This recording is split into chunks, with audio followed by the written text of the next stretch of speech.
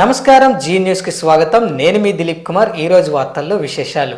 శ్రీకాకుళం జిల్లా రణస్థలం మండలం నదుకుడితిపాలెంలో ఉన్న NER school of excellence play ground లో ఆ స్కూల్ డైరెక్టర్ నదుకుడితి తేజ అధ్యక్షతన రాష్ట్రీయ స్వయం సేవక్ సంఘ్ యొక్క శతాబ్ది ఉత్సవాల్లో భాగంగా ఏర్పాటు చేసిన హిందూ సమ్మేళనం కార్యక్రమం విజయవంతంగా జరిగింది. ఈ కార్యక్రమానికి ముఖ్య వక్తగా ఆర్ఎస్ఎస్ దక్షిణ భారత్ ప్రచారక్ భరత్ కుమార్ జీ, ముఖ్య అతిథిగా ఎమ్మెల్యే నదుకుడితి ఈశ్వరరావు, ముఖ్య ప్రవచనకర్తగా ఆనందాశ్రమ పీఠాధిపతి స్వామి శ్రీనివాసానంద సరస్వతి పాల్గొన్నారు. ఈ సందర్భంగా హిందూ బంధువులు పెద్ద ఎత్తున తరలివచ్చిన ఈ సభలో ఎన్ఈఆర్ స్కూల్ విద్యార్థులు సాంస్కృతిక కార్యక్రమాలు ఆకట్టుకున్నాయి. కోలాటం, తప్పిడిగుళ్ళు వంటివి ప్రదర్శించారు. ఈ సభను ఉద్దేశించి భరత్జీ మాట్లాడుతూ, పురాణాలు, ఇతిహాసాలు, సాంప్రదాయాల ప్రభావంతో సనాతన ధర్మం ప్రారంభమైందని, భారతదేశ సమైక్యతకు ప్రతిరూపం హిందూ సమ్మేళనం అన్నారు. ప్రతి మనిషి వారి విధానాలు సక్రమంగా అలవర్చుకోవాలన్నారు. అప్పుడే సంప్రదాయం ఉంటుందన్నారు. సనాతన ధర్మం ప్రతి ఒక్కరూ పాటించాలని ఎమ్మెల్యే ఎన్ఈఆర్ అన్నారు. ఈ ఆధ్యాత్మిక సమ్మేళనం, హైందవ సమ్మేళనం ఏర్పాటు చేయడం జరిగింది. భారతదేశం యొక్క సనాతన ధర్మం, సంస్కృతి, సాంప్రదాయాలని కాపాడుకోవాల్సిన బాధ్యత ప్రతి హిందువు మీద ఉందని, మన సనాతన ధర్మానికి కానీ హైందవ సాంప్రదాయానికి కానీ ఎవరైనా హాని చేస్తే మనం వాటిని తిప్పికొట్టాలని, మన హిందూ ధర్మం అందరినీ గౌరవిస్తుంది, అందరినీ ప్రేమిస్తుంది. అహింస, సత్యం, సేవ, త్యాగం అనే గుణాలను కలిగి ఉన్నటువంటి మనం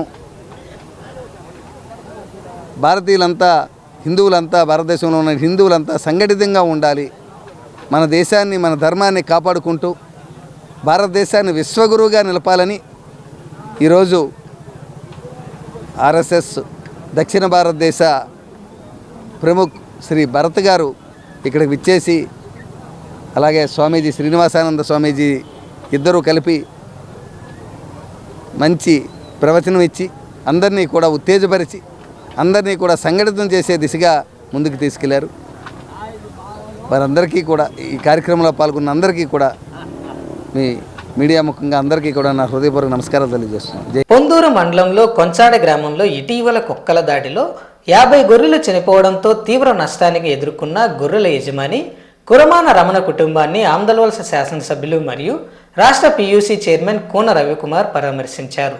స్థానిక నాయకులతో రమణ కుటుంబాన్ని కలిసి వారి పరిస్థితిని రవికుమార్ తెలుసుకున్నారు. ప్రభుత్వం తరపున మరియు వ్యక్తిగతంగా అవసరమైన అన్ని విధాల సహాయం అందిస్తామని హామీ ఇచ్చారు. ఇలాంటి అనర్థాలు రైతు, పశుగ్రాస కుటుంబాలకు పెద్ద దెబ్బ అవుతాయని, బాధితులకు అండగా నిలిచి వారి జీవనం పునరుద్ధరించేలా చర్యలు తీసుకుంటామని ఆయన తెలిపారు. గ్రామస్తులు ఎమ్మెల్యే రవికుమార్ స్పందన, పరామర్శపై కృతజ్ఞతలు తెలిపారు. పలాస మండలం శాసనం గ్రామ సమీప జాతీయ రహదారిపై ఆదివారం ఉదయం రోడ్డు ప్రమాదం చోటు చేసుకుంది.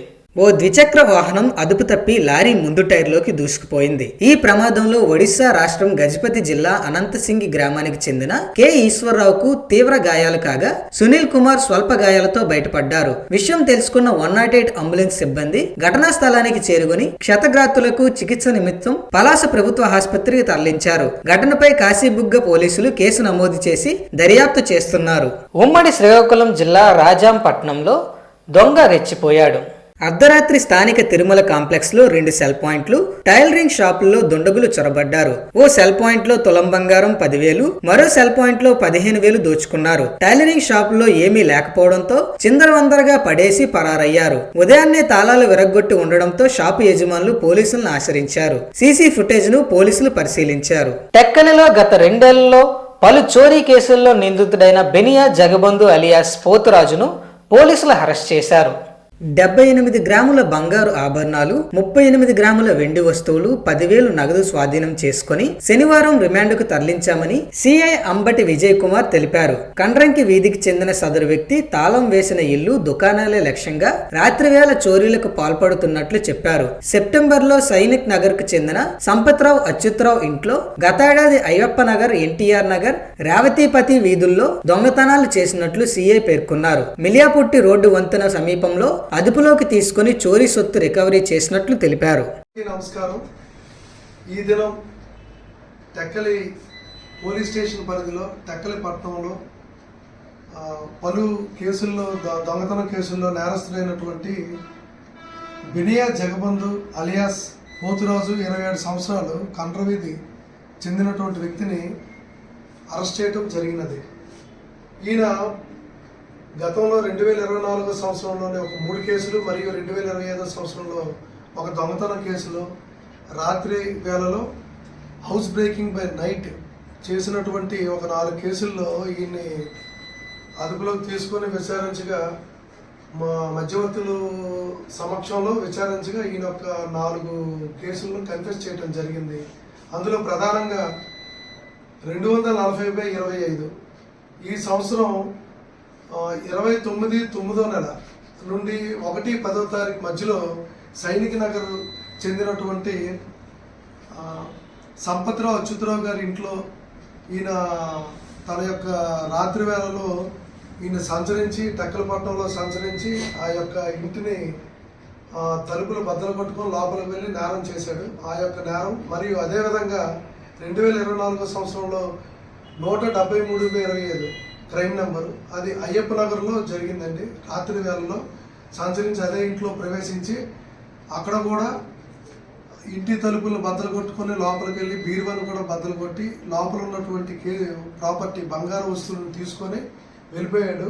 ఆమ్దల్వలస పట్టణంలో కటకం కృష్ణ తులసి కళ్యాణ మండపంలో ఆర్మీలోని అసాల్ట్ ఇంజనీరింగ్ రెజిమెంట్ 54వ రైజింగ్ డే సెలబ్రేషన్స్ మొట్టమొదటిసారిగా జరుపుకున్నట్లు జిల్లా మాజీ సైనికుల సమైక్య అధ్యక్షులు పూర్ణచంద్రరావు కటకం తెలియజేశారు. ఈ కార్యక్రమంలో ఆంధ్ర మరియు తెలంగాణ నుండి సైనికులు, మాజీ సైనికులు వాళ్ళ ఫ్యామిలీలతో పాల్గొని సంతోషంగా సెలబ్రేషన్ చేసుకున్నారని అధ్యక్షులు తెలియజేశారు. ఈ కార్యక్రమంలో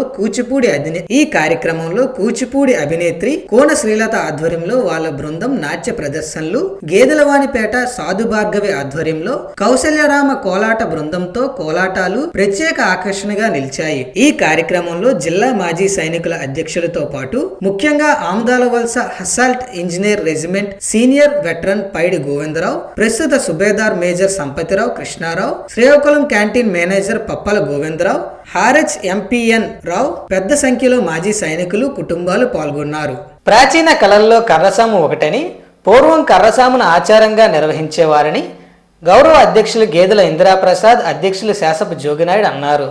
కర్నూలులో జరిగిన కర్రసాము పోటీలకు 31 మంది హాజరు కాగా 28 గోల్డ్ మెడల్స్ సాధించిన సందర్భంగా శ్రీకాకుళం నగరం ఆర్ట్స్ కళాశాల ప్రాంగణంలో స్టార్ వాకర్స్ క్లబ్ ఆధ్వర్యంలో అభినందించారు. ఈ సందర్భంగా వారు మాట్లాడుతూ కర్రసాము కాలానుగుణంగా ఆ కళపై ఆసక్తి తగ్గిపోతుందని, అయితే ఆ ప్రాచీన కళలో శిక్షణ తీసుకునేందుకు బాలికలు ముందుకు వస్తున్నారన్నారు. చిన్నారులు కర్రసాము పట్టుకుని గిరగిరా తిప్పుతూ ఔరా అనిపిస్తున్నారన్నారు. కర్ర యుద్ధం చేస్తూ చూపరులను ఆకట్టుకుంటున్నారన్నారు.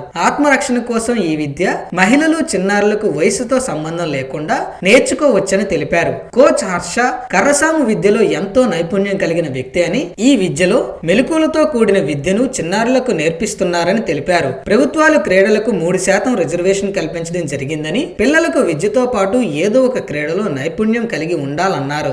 ఈ కార్యక్రమంలో మహిళా స్టార్ వాకర్స్ క్లబ్ అధ్యక్షురాలు గేదెల లక్ష్మి, క్రీడాకారుల తల్లిదండ్రులు తదితరులు పాల్గొన్నారు. 8 మందికి గోల్డ్ వచ్చింది. ఈ ఇయర్ ఎస్జిఎఫ్ సెలక్షన్స్కి స్టేట్ సెలక్షన్కి వెళ్ళాం. మొత్తం 31 మందికి 28 మందికి గోల్డ్ మెడల్స్ వచ్చాయి. అందులో 24 మంది నేషనల్ సెలెక్ట్ అయ్యారు. నెక్స్ట్ మంత్ జనవరి 4th ఇక్కడ నుండి లుధియానాలో అవుతాయి పంజాబ్లో. నెక్స్ట్ అండర్ 17 ఏమో వచ్చి మనకి ఛత్తీస్గఢ్లో జరుగుతాయి, రాయ్పూర్లో. అందరూ మెయిన్గా మన ఇంద్రప్రదేశ్ సార్కి థ్యాంక్ యూ చెప్పాలి. మెయిన్ ప్రతిసారి సపోర్ట్ చేస్తున్నారు, ఇలాగే ఎప్పుడైనా సపోర్ట్ చేస్తారని పార్టిసిపేట్ చేయగా 28 గోల్డ్ మెడల్ సాధించాము. ఇది శ్రీకాకుళానికి ఒక రికార్డుగా ఉంటుందని మేము భావిస్తున్నాము. ఈ 28 పిల్లలు కూడా ఇందులో 24 మంది నేషనల్కి సెలెక్ట్ అయ్యారు. నేషనల్ పంజాబ్లోని, అండర్ 17 మన ఛత్తీస్గఢ్లోని, అండర్ 19 పంజాబ్లోని నెక్స్ట్ మంత్ జరగబోతున్నాయి. కాబట్టి ఇంకా పిల్లలకి నేషనల్స్లో కూడా మంచి మెడల్స్ సాధించి ముందుకు తీసుకెళ్లాలనే మేము ప్రయత్నిస్తున్నాం. మాకు సహకరించిన వీళ్ళందరికీ కూడా స్టార్ వాకర్స్ క్లబ్కి, అలాగే వనితా వాకర్స్ క్లబ్కి, అలాగే ఇంకా చాలామంది పెద్దలకి, జోగినాయుడు గారికి అందరికీ మేము కృతజ్ఞతలు తెలుపుకుంటూ సెలవు తీసుకుంటాం. జగత్తును మేల్కొలిపే శ్రీ సూర్యనారాయణ స్వామి దేవాలయంలో ఆదివారాన్ని పురస్కరించుకొని భక్తులు పోటెత్తారు. విశ్వవసు నామ సంవత్సరం దక్షిణాయనం హేమంత ఋతువు మార్గశిర మాసం బహుళపక్షం తిథియ సందర్భంగా స్వామివారికి ప్రత్యేక అభిషేకాలు, అర్చనలు, పూజా కార్యక్రమాలు నిర్వహించారు. స్వామివారి అనివెట్టి మండపంలో సూర్య నమస్కారాలు ఆలయ పండితులచే చేశారు. భక్తుల రద్దీ దృష్ట్యా ఆలయ అధికారులు ప్రత్యేక ఏర్పాట్లు చేశారు. క్యూ లైన్లలో ఉన్నవారికి పాలు, నీరు, మజ్జిగ పంపిణీ చేశారు. నరసన్నపేట తెలుగుదేశం పార్టీ కార్యాలయంలో ఎమ్మెల్యే బొగ్గు రమణమూర్తి జన్మదిన వేడుకలు ఘనంగా నిర్వహించారు. తొలుత కార్యక్రమంలో స్వర్గీయ ఎన్టీఆర్ ఎర్రన చిత్రపటాలకు పూలమాలలు వేసి నివాళులర్పించారు. 4 మండలాల నుండి వచ్చిన నాయకులతో కలిసి కేక్ కట్ చేసి అభిమానులతో పంచిపెట్టారు. ఎమ్మెల్యే జన్మదిన సందర్భంగా ఆయన ఆయురారోగ్యాలతో అష్టైశ్వర్యాలతో అభిమాన నేత ఎమ్మెల్యేగా తొలి పుట్టినరోజు వేడుకలు జరుపుకుంటుండటంతో శ్రేణులు, అభిమానుల్లో ఆనందోత్సవాలు వెల్లువెత్తాయి. అనంతరం నరసన్నపేట సామాజిక ప్రభుత్వ ఆసుపత్రిలో రోగులకు పండ్లు పంపిణీ చేశారు. ఈ సందర్భంగా కార్యకర్తలు, నాయకులు, అభిమానులు మాట్లాడుతూ నియోజకవర్గ అభివృద్ధికి రాజీ లేకుండా కృషి చేశారని, ప్రజల సంక్షేమ అభివృద్ధి తన ధ్యేయమని తెలిపారు.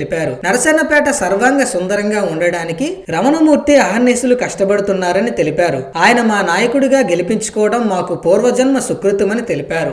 అరసవల్లి దేవాలయాన్ని విజయవాడ కనకదుర్గ అమ్మవారు, సింహాచలం వరాహ నరసింహస్వామి ఆలయాలతో సమానంగా అభివృద్ధి ధ్యేయంగా పనిచేస్తున్నామని శ్రీకాకుళం శాసనసభ్యులు గుండి శంకర్ అన్నారు.